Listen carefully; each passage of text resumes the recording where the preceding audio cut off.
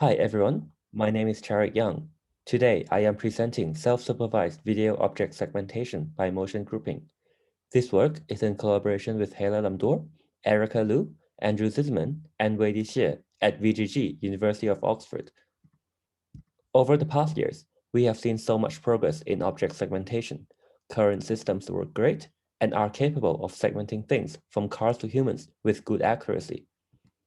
Even so, training a segmentation model this way requires a lot of manual annotations, with each labeled frame taking up to an hour.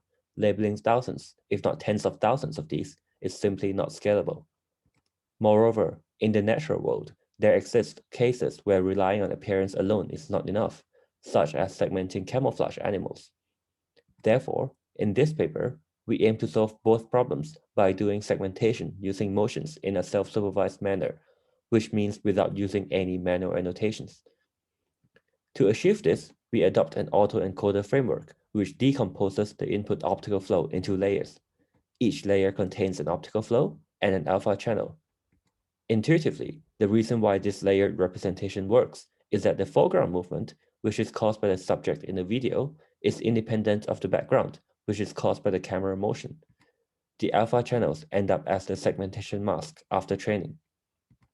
To train this model in a self-supervised manner, we reconstruct the input optical flow by linear composition of the layers using the alpha channels. We then simply train the model using a pixel-wise regression loss. The architecture of this model consists of three parts. First, the encoder, which encodes the input optical flow into a feature map. Next, the iterative binding module, which groups pixels of similar motion together with a transformer variant called slot attention. More details about slot attention can be found in the reference paper, but in a sense, it is performing a similar role to a soft k-means clustering using transformers. This is done by having multiple query vectors and a softmax applied along the query axis, which forces the query vectors to compete to explain part of the input. After iterative refinement, each pixel is then assigned to one of the queries. Lastly, the decoder, which decodes each query vector into a full resolution mask and optical flow. This involves a broadcasting operation, followed by a series of transpose convolutions. One of the challenges in this framework is that when the object undergoes similar motion to the camera, as shown in the picture below, it violates our assumption that object movement has no correlation with the camera motion. Hence, the object will not be clearly visible in the flow field. To overcome this problem, we compute flows with different frame gaps, both positive and negative in time, and force consistency on the inferred alpha channels. The consistency comes in the form of a pixel-wise regression loss between the masks. Note that layers are commutative, so the loss is permutation invariant. The full architecture is shown in the figure below.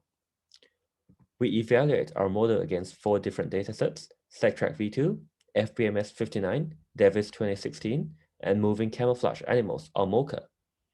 On the Davis 2016 video object segmentation benchmark, we show that the gap between self-supervised and supervised approaches has been largely minimized. Our model is also at least an order of magnitude faster than other previous works, at over 80 frames per second, as we do not use any post-processing in our model. On the MoCA dataset, what we can observe is that supervised methods that solely rely on appearance, such as COSNET, can perform among the top methods on Davis, but struggle to perform in MoCA. Our method, on the other hand, is competitive with the top supervised approaches that use both RGB and flow information, highlighting the importance of motion cues. Here are some qualitative results on the Davis 2016 dataset. Note that RGB is not used in our model and is only provided for illustration. Here are more results from the MoCA dataset, where it is significantly more challenging to perform segmentation by visual appearance cues alone. In this slide, we show some cases where our model fails, as our model only takes optical flow as input. If the optical flow is not informative, it will fail. Optical flow is a field that is under active research, and we expect optical flow to be improved in time to come. Lastly, we think that there are few directions to develop this work.